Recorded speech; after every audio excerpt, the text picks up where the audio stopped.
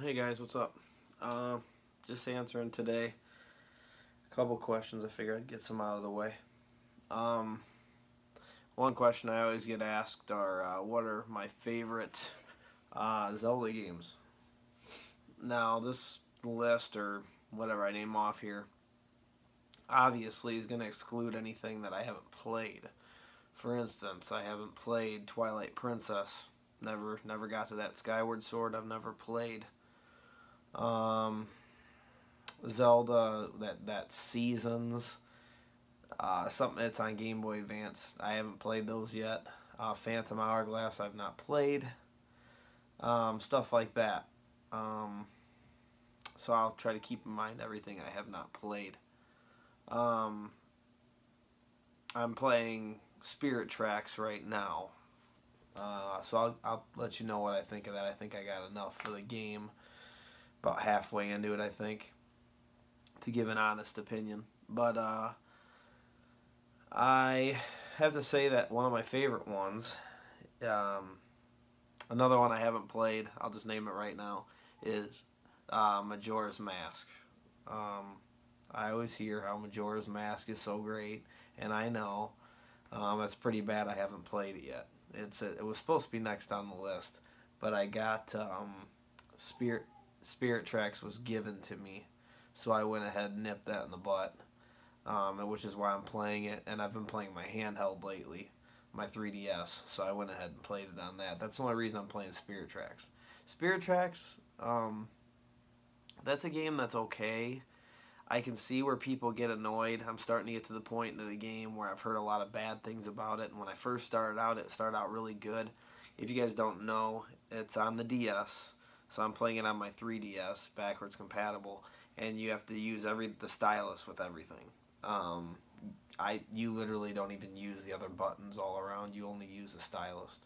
So I've been playing that, and it was good until I was getting to this part where you have to use your two different tools. So now instead of just having a boomerang, now I have this thing that makes tornadoes too. So when you're fighting a boss and stuff, not only do you need to use the stylus to run around, but you have to use it to, you got to blow into the mic to do the tornado thing, which is stupid.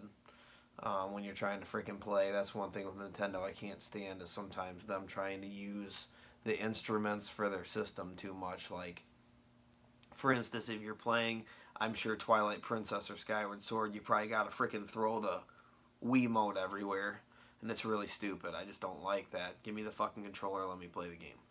So, Spirit Tracks is getting to that point where I gotta freaking, you'll be moving around with the stylus, and then I gotta blow into the fucking mic to blow a tornado at somebody, and then I have to switch to the boomerang, throw the boomerang at something. It's just a pain in the ass. So, and I only got 2 of the tools out of, I think, 5 or 6 slots it has on there. So I can imagine, I can see where people are going to get frustrated, and I think I'm getting to that where you're probably going to get to the last boss, and you're going to have to use a little bit of all those tools, and you're going to be sitting there freaking clicking everywhere. It's a pain in the ass. So I'd have to say Spirit Tracks is kind of, I'm not done with it yet, so I don't like to give too much on it, but not going to be one of my favorites. One, of course, that's one of my favorites, is one I have here. The original. I like the original. It's not one of my favorites, though. It started it all. I know that. And I know people are really into it. I have a lot of fun with it, too. I actually want to play through it again at some point. I haven't played it in frickin' forever. I think the last time I played it was GameCube, because I had that Zelda game that had a whole bunch of Zelda games on it. So I want to go through this again and replay it sometime. But actually, on the Nintendo, I like one of the Zelda games better, and that'd be the only other one that's on there. I really, really like Zelda 2, The Adventures of Link. I don't know why people hate on it so much. For one, people say it was super hard. I didn't think it was very hard at all. Not trying to be cocky. I just literally watched reviews on it after I'd played it a few years ago. And everybody's talking about how hard it was. Like, oh, you get to Death Mountain and it's just destroying you, and oh, the way that you have to fight the guys is so hard and stuff. I didn't really experience too many difficulties. I obviously died and stuff, but it wasn't anything too bad. Not to where I got too pissed off or anything like that. I've definitely played a lot harder games than that. But I love how you go into the villages and you talk to people. This brought like an RPG aspect into it. Anybody who hasn't played this, and I noticed that a lot of people that are into Zelda have never freaking played this game. And that's like me right now, probably with Majora's Mask. I've never played it. So people are probably like, you idiot. But this is one that you have to play if you're a Zelda fan, in my opinion. It's a little bit of a side scroller. I love also how you have to get experience and you level up that way. You get more life, more magic, more things like that. I just really like it. You get it just from killing guys, and you get these little points that come up, experience points, and then you level up. I thought it was fun to grind it out and fight like that. Super cool. You go to palaces, which are the same things as dungeons, and you get all the items still. But I just like how you talk to villagers to figure out where to go and what to do. You know, in the first Zelda, you just get a little bit of clues from people here and there when you walk into a cave and talk to some guy and he says something and you got him, okay, what's he talking about? Or this person he's talking about, where are they at? It doesn't tell you a whole lot because it was made a lot earlier.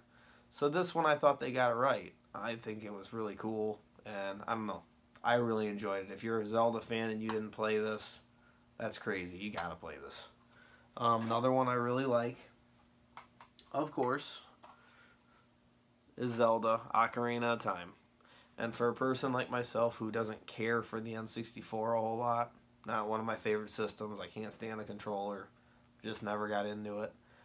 I played this game, and when I first started, I was a little sketchy with the controls. I'm like, am I going to like this game? Man, people talk so great about this game. They love it so much. And then I played it, and I was kind of like, well, this is kind of dumb. Like, I don't know where to go, what to do. And I'm just wandering around and going to all these places, and I'm figuring out a little bit here and there. But once I got to, like, the second or third dungeon, I started to get what it was trying to do. And I think I was thinking that stuff was going to... I'd be able to, like, unlock and get stuff before I could really get it. I had to get farther in the game to unlock stuff at the farm to get your horse and things like that, where I think I tried to get it right off the bat, like trying to figure it out. So I'm sitting there wandering around forever when I'm not even supposed to get the item yet. I get it later. But I fell in love with the dungeons, like the fire temple and everything. The water temple, everybody bitching about it. I could see why. But it was a lot of fun. It was the first time where I really do think that Zelda is the best in 3D. I think 3D is how Zelda should be. I know a lot of classic fans, and people would think me being a big retro fan would pick the top-down aerial view. But no, actually, I think Zelda's done best in 3D. It's an exploration game. You should be able to climb things and everything else. I also just like how you can like level up and stuff. I kind of think that's the way Zelda should be. But Ocarina wasn't like that. You still had to find things and figure out riddles, which was super cool though. I probably don't have to say a whole lot about Ocarina of Time. I'm sure everybody knows everything about it. But when you get the Master Sword, I thought it was like super epic, super awesome. And how you change between a kid and an adult, I thought was really awesome. And I think Ocarina of Time was the first time in a Zelda game, at least that I played, starting from the first and going up. At this point, I had played Zelda 1 and 2, Zelda Link's Awakening on Game Boy, and then I got to Zelda Ocarina of Time. So, or I'm sorry, I got to Link to the Past. And then I played that. So, this was the first time when they told a story really, really well. Like when it started getting more epic into being part of the story and the cinematics and things. It was really, really cool. That's one thing I really loved about Ocarina. Obviously playing the Ocarina was the first time you do stuff like that. You play the instruments and stuff like that in A Link's Awakening, but it's not the same. You just press a button and it plays it. This you actually had to like learn the notes and play stuff that you wanted to do and call your horse and things like that. So yeah, very, very cool game. A lot of people's favorite game is Link to the Past, which I brought up on Super Nintendo. And don't get me wrong, Link to the Past is pretty cool. I liked it a lot. I had a lot of fun with it. Another game that once you got into it and you got to the Dark World, it started getting really, really cool. Um, but I do like one better than that one that I just, for some reason, thought was amazing. And that was Zelda A Link Between Worlds on 3DS. This game was freaking awesome. This was one of my favorites too. This was one of those where I was sad when it was over. And this is pretty much Link to the Past #2 is what it is. And I just thought they did everything freaking awesome in this. The graphics were cool, which I'm not super huge on the graphics, but these were really colorful, looked really awesome. And I really liked how you could go in the walls. That was like the new aspect on here. And then you'd go in between cracks and stuff like that. It brought a different perspective to getting through dungeons and things like that and fighting bosses. But this game, just me looking at it right now, I almost want to like play it again. This is really, really cool. I like how the map was up on the 3DS screen. It was, I think when you were playing on the bottom screen, it was always up on the top. Just something that was cool. And obviously I know that's not around during the Super Nintendo, but like I said, this is almost like with new technology, it kind of made it better. That's what I thought. I like this better than the Super Nintendo one, and people might think I'm crazy for saying that, but yeah, this is what I like. But I'm looking forward to playing Minish Cap. I've never played it. A lot of people talked about that. My favorite one, I'd say my favorite Zelda, if I had to pick my favorite. I don't have a copy of it here because I don't have one yet. I need to buy it. It's on the GameCube, but I played it when I got my Wii U. I played the HD version of Zelda Wind Waker. Wind Waker was my favorite one, and I know people are probably like, oh my god, because some people hate Wind Waker. Dude, I loved Wind Waker. I loved how you went around on the boat, you got all the treasure. I liked the fighting. When you get the Master Sword, that was probably the coolest time you ever get the Master Sword. It was amazing. The way you go underneath the temple, you see all of old Hyrule, everything's destroyed, you pull the freaking sword out, everything comes to life around you, you gotta fight it.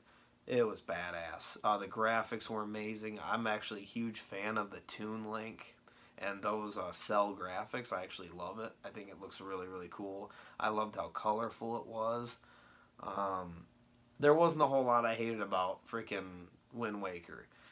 At the end, Ganon, the fight ended up being really cool, but at the beginning you fight him as like a fucking puppet or something, I remember. That was kind of goofy. But I freaking love how you fight him at the end with Zelda. You fight Ganon at the end, and you freaking stab him right in his face. I mean, for Nintendo, that was pretty intense, just stabbing him like that. And Ocarina of Time did that too. You did something like chopped him right in the freaking head. So it was pretty awesome. I always like finishing off Ganon. Where Breath of the Wild stacks up, man, Breath of the Wild's amazing. And I'll probably just go ahead and make another video part 2ing this because I'm at 14 minutes. But I'll talk to you about Breath of the Wild here. I guess I'll go into that. But yeah, those are some of my favorite Zelda games, and as I finish more, I'm doing Spirit Tracks now, and then I don't know. I gotta do freaking Majora's Mask. Gotta do Majora's Mask, so I'll let you know how that is.